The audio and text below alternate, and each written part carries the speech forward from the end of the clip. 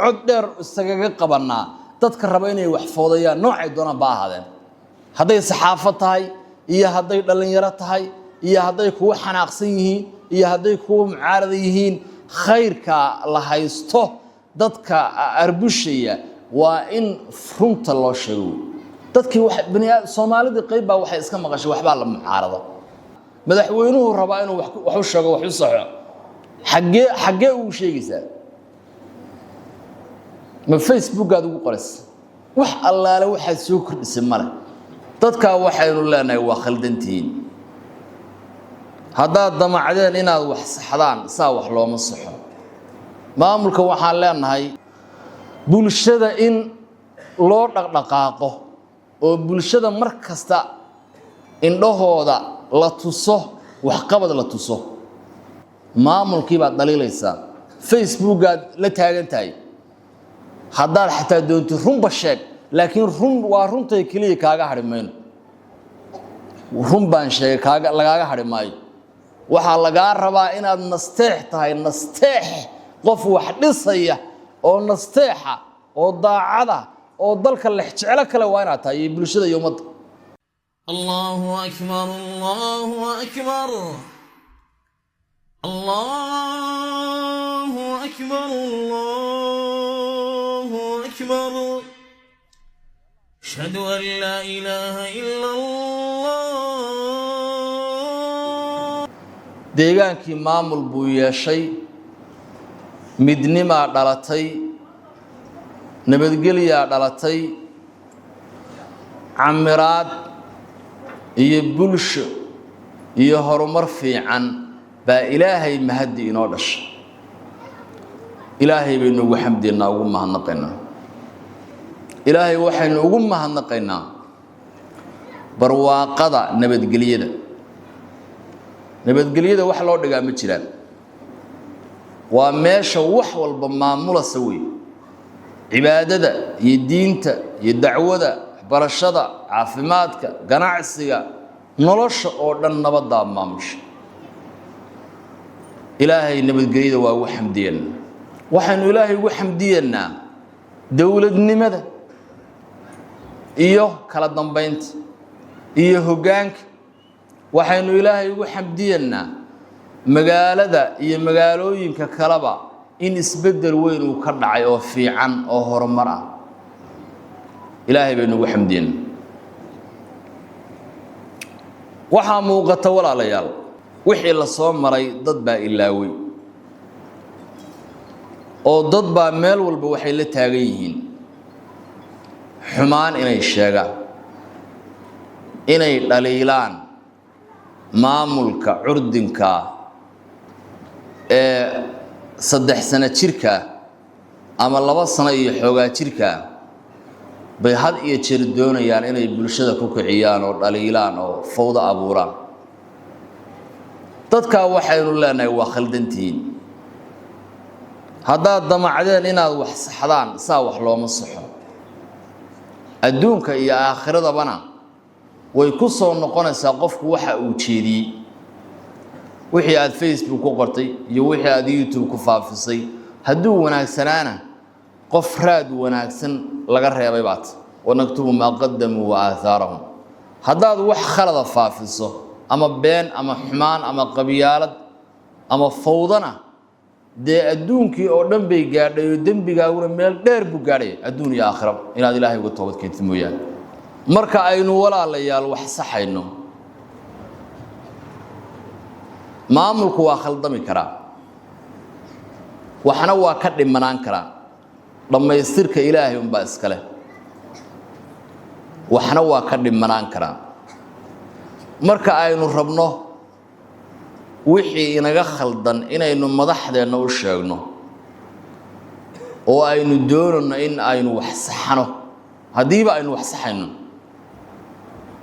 waxa leeynooga baahan yahay qodobadan soo socda koow horta wax run ah waa inaynu sheegno qofku waxa uu baraha bulshada ku qorayo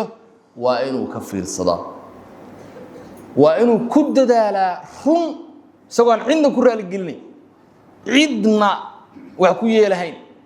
ka waran haddaad istiraado qof waxyeel oo aad been sheegto oo buugaag lagaa daabaco beena ilaahay agtiis lagaa daabaco buugaag maalin aan maanta ahayn baad ka shalaayi doontaa waxaa qodobka labaada waa inaad tahay qof wax dhisaya ee aadan ahayn qof wax duminaya si kastaba haddaad doonto runba u sheeg haddaad doonto waaba saxanta maamulkaad dhaliilaysa maamulkiibaad dhaliilaysa facebookaad la taagan tahay haddaad xataa doonto runba sheeg laakiin run waa runtay keliya kaaga hadhi mayno run baan sheegay lagaaga hadhi maayo waxaa lagaa rabaa inaad nasteex tahay nasteex qof wax dhisaya oo nasteexa oo daacada oo dalka lexjeclo kale waa inaad tahay iyo bulshada iyo ummadda nin baa laga sheegay nin iyo caloosh allow nin iyo caloosh ilaahay calooshaada waxa ku jira ayuu niyadaada ogyahay waa kula xisaabtamaya intaadan bulshadaba dhex imaanba waxaa ka mid ah xikmad bay u baahantay adoo run sheegay hadda eeg adoo run sheegay oo haddana haddaa nasteexo ah oo wax dhisaaya haddana qaabkan aad wax u saxayso iska dheh maaha iska jeedina maaha waxay u baahan tahay wixii in la caqliyeeyo in la xikmadeeyo u baahantay qof baa wuxuu rabaa inuu maamulka meesha ka jira inuu fariin u diro waxbuu qoonsaday wax waa la qoonsan karaa waxna waa khaldami karaan madaxweynuhu rabaa inuu wax u sheego wax u saxo xagee uu sheegaysaa ma facebookaad ugu qoraysa wax allaale waxaad soo kordhisay male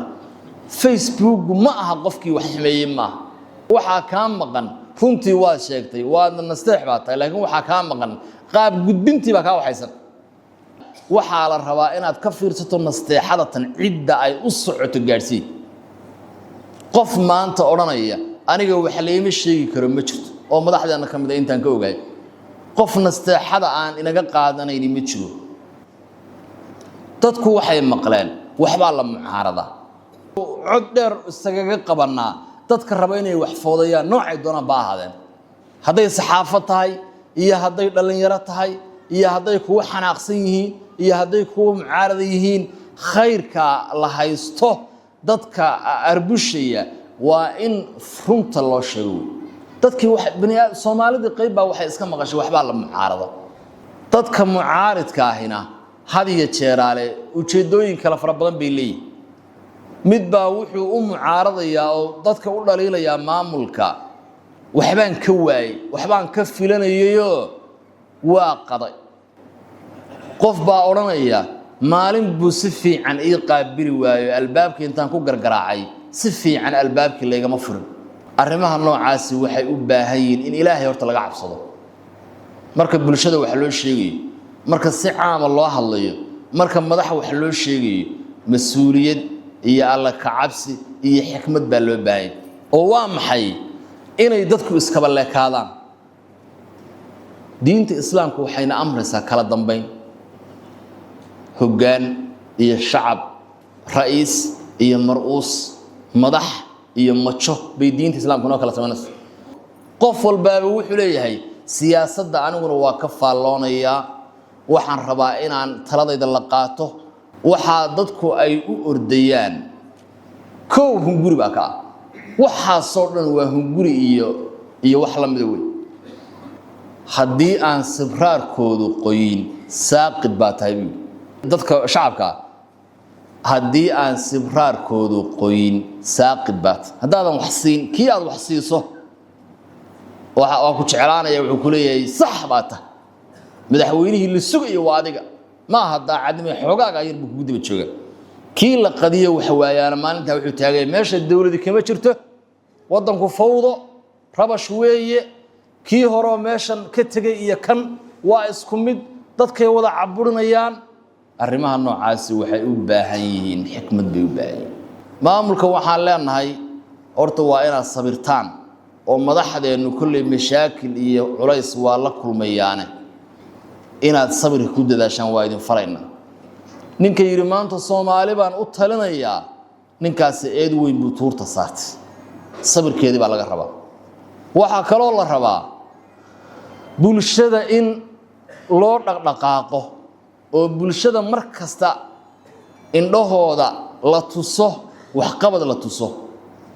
oo wacyigelin loo sameeyo madaxdeena waa farayna si aynaan u kala lumin oo aynaan u kala harin